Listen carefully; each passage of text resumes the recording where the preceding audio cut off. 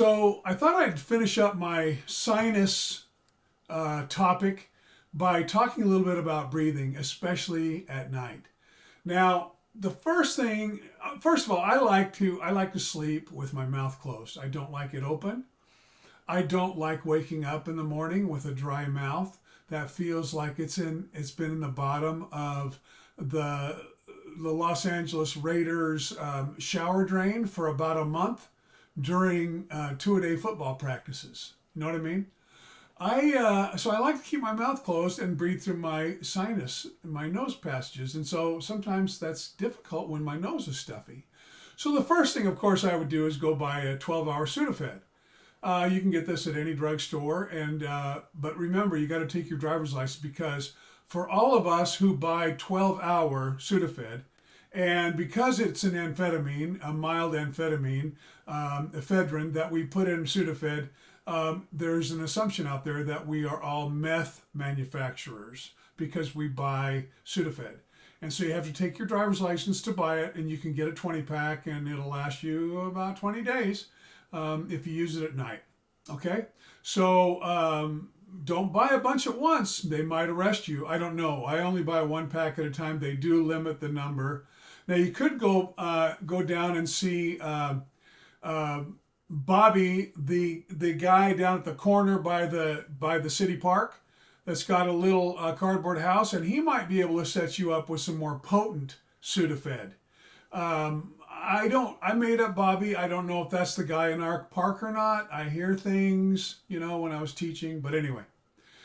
So besides Sudafed, there's some other things I put together for you that I've used that might help you out. Before I get to the different types of applications and apparatus and things like that, first of all, I'll talk to you about like sleeping positions. So when I first started having breathing problems, I like to sleep on my side. What I would do is I would wrap my arm around my head as I'm laying on my side like this, and then I'd pull against my cheek and open up my sinus passage. See that? And I would drift off. But the problem is when I drift off, then I'd loosen my grip on my cheek and my sinus passages would close, and I'd wake up and I was, out of breath and dry mouth, etc.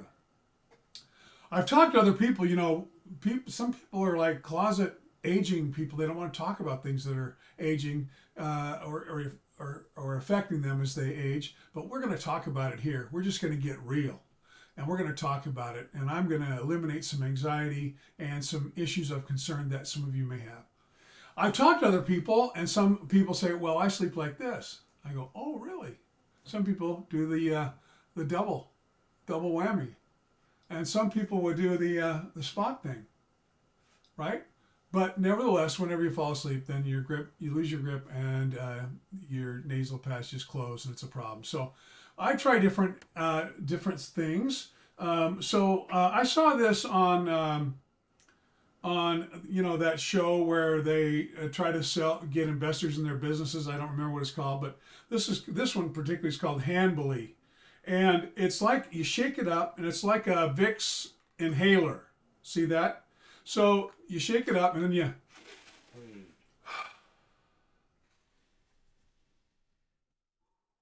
Yeah, that's pretty good. That's Vicks is pretty strong, but and it feels good, and it's like mentholatum, but I don't find it has any lingering effect besides just giving you a good snort. So that doesn't work too well. So then I tried. What was next in my repertoire? Well, of course, there's this stuff, allergy relief. It's like a nasal spray, and you just, I have two by my nightstand in case I run out. So you just kind of squeeze it and sniff it up there, and see it'll spray. See that? It sprays. It's a mist, so it goes up there nice. And then my brother showed me this stuff. So this stuff is Sinex. So this is, starting to work. So this Sinex is a saline spray. And I like saline because if you get one of these like Sinex, like of old, it's got like stuff in it that makes you addicted to it. So if you'd use it for like 2 weeks straight, when you stop using it, you run out. Your sinuses lock up like dried concrete, and you have to go to the doctor and get jackhammered out. So, but salaine's okay. Now this saline right here, this is a Vicks saline, and it's got a nice little spray top there. See that? And so you spray it up there. Now you can see that I accidentally sprayed my eye. And you might think, well, that's kind of dumb, but you know what? It's saline. Tears are made of like saline, salty fluid, right? Like swimming in a saltwater swimming pool, right? Or the ocean, except the ocean has, you know, like syringes and poopy diapers floating down in the bottom. So you're not sure exactly what you're going to get in your eye. But with this stuff, it's pretty good. So you could actually, if you're in an emergency, you're traveling, you're in an emergency, you could actually, you know, if your eyes are dry, you can kind of and get your eyes moist. So that might be something to think about as my eyes start to, you know, adjust from the squirting of the saline.